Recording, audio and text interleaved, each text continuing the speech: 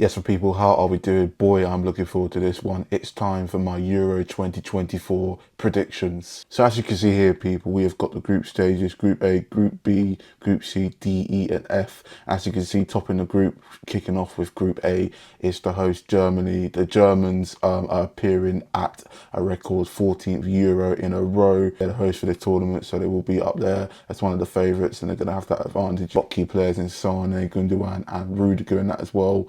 Overall, it kind of depends, if all them egos kind of gel together. We had that fight with Rudiger with a few German players prior to the tournament just a few days ago and that. But overall, they got a relentless squad with good quality all round. So they're definitely going to walk away as group winners on this one. Second, coming in, I'm going to go with Hungary. They've got good players in Soboslai and Kirkes. The way they play, they're very direct and pretty ruthless overall in their forward play at times. There'll be a dark horse this tournament, and I think they're going to do very well for sure. Third place, I'm going to go with Scotland, and obviously Switzerland will finish bottom of the group now. Scotland, it's only the second time in their history that they have qualified for back-to-back Euros, and they've got good players all around, such as Robertson. They need to make sure they give the likes of Scott McTominay and Conway good service in order to get their goals, and in my opinion, they were just about doing enough to qualify for the knockout stages. In fourth place, Switzerland, despite them having overall experienced players in Akanji,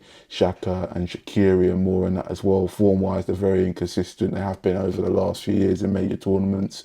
I just think things are just going to get a little stale overall for the Swiss, and that they never really kind of hit the heights in major tournaments, and that's going to kind of catch up on them. Moving on to Group B. This is what I call the group of death. We've got Spain, Croatia, Italy, and Albania.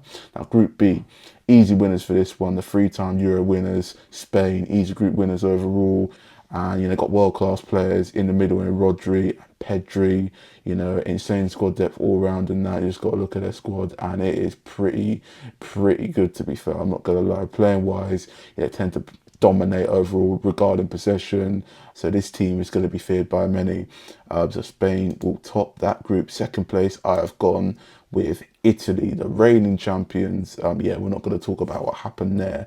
Their manager, Luciano Spalletti, he's won Serie A with Napoli in the past over the last few recent years regarding being in the Euros. They've really stepped up, and they always tend to do well in that in these type of tournaments. They can produce some spectacular attacking football out of nowhere. People have them as massive underdogs, but they will definitely shine in this tournament. It's going to be very competitive in this one. And third place, I have gone with Albania, and fourth place, Croatia. Albania, in my opinion, I think they will qualify. I have them to qualify for the knockout stages. Broja will be the key stand-up player for Albania, and they'll just about, do enough to pull through. I think they'll score a few goals in that as well. They'll have a better tournament than they did in the last Euros, which was back in 2016, and Croatia to finish bottom. The overall, people say not to underestimate them, but overall it's an aging team. I think personally, they won't be able to play that fluidity within their play, and they're not going to be as energetic as one of them other teams, and they're not going to, they haven't really got enough to compete with all of that a lot with Albania. Haven't shown a lot of promise. Italy and Spain with their qualities, they could prove me wrong. They did in the last tournament in the World Cup where I thought they'd flop, and they ended up getting to the semi-finals, for God's sake. Here we go, people. Group C, we got Slovenia, we got Denmark, Serbia, and of course, England. It is, people. Now, top of the group, England. We are ranked within the top 4 teams to win this tournament. We have one of the best squads in the Euros, in my opinion. Young and talented, hungry players all round who are at the heights of their game right now. I know form-wise for England, going into this tournament, it's been poor, it's been pretty dire. With 1 winning 4, losing twice, and that as well, losing most recently to Iceland again. God, not the first time I said that, but I personally think that's going to be a massive wake-up call for the Three Lions going into this tournament. Kane, Bellingham, Saka and Rice will be so vital and key for us. And we've got the likes of Wharton, Gay, Dean Henderson and Eze, 4 Palace players. You hear that right. 4 Palace players making it into the England squads.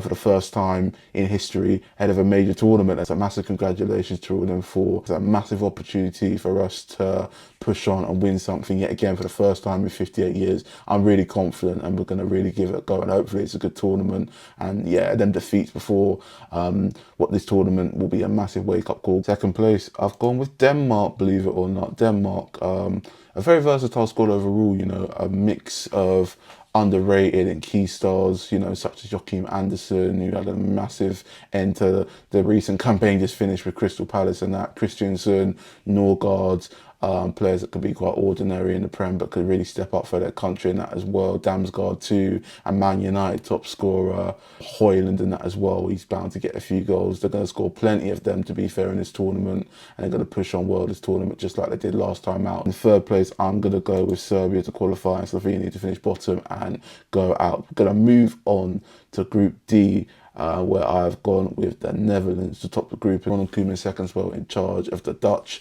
They play quick and ruthless counter-attacking football. They've got a unique style. Van Dijk at the back and that as well. Gravenberch, Gakpo, also Depay and Frimpong, who will, you know, rip it up in the Euros in my opinion in that going forwards. So, you know, it's going to be a very, very impressive Dutch team. I think we will see the Dutch in their prime yet again, and as they could surprise a fair few this summer. Second place, it's going to shock a few people for Group D. It's France. It is France. Now, the Real Madrid new boy, Kylian Mbappe, is going to, you know, really be up for this tournament. He's going to be eager to impress Real Madrid and show them what he has always been about, you know. My issue with France is that they left out a lot of talent and quality out of their side and not taking players in Nkunku, Gusto from Chelsea, Lucas Hernandez, who had a good World Cup last time out for France, Mateta and Elise. Mateta, you know, he was unlucky, but Elise, how you are not selecting a player with that caliber and quality into your squad, I will not know. Overall, it kind of shows the arrogance from France boss Didier Deschamps, and, you know, not taking on-form quality players, in my opinion. And yeah, third place, I'm going to go with Poland, Austria. So yeah, they're definitely going to crash out. We're going to move on. We've got Belgium, Slovakia, Romania and Ukraine. So top in the group, Belgium, you know, I think Belgium will be very comfortable group winners. They definitely will redeem themselves this tournament after that ferocious World Cup in Qatar in 2022 where they got knocked out. They were pretty abysmal, to be fair. A lot of players let themselves down. I'm pretty shocked they left out quarterfinals and that, a bit bizarre. That I don't understand that decision, but you know, one player that I think is going to shine and he's going to be key and effective for them is Manchester City's Doku, so he's going to be a one to watch. Second place, I'm going to go with Ukraine getting through, and two teams heading out. In third place will be Slovakia, and fourth place will be Romania. Both them teams will be going out. And we're also going to look at Group F. This is a group containing Turkey, Georgia, Portugal and Czech Republic. Top in the group, Portugal, Ronaldo's last ever international tournament. The guy's 39 years of age. The fact he's still playing these days shows how much of an icon and a legend he really is, to be fair. You know, he really looked after himself and done well, and fair play to him. And second place going through with them is Czech Republic, and the two teams going out in third and fourth. In third spot, I've gone with Turkey. At fourth place, finishing rock bottom of that group, will be Georgia. So yeah, we're going to start with around 16. So Germany, Denmark. Germany will win that. You know, I think Denmark will give them a good game, and it could go to extra time potentially, but Germany will just about have enough, and obviously they're the host, they'll have the advantage. Hungary against Italy. Ooh, God. I did say Hungary would be the dark horses. I think they're going to knock Italy out. I think it's going to be a sneaky 1-0 win to Hungary there.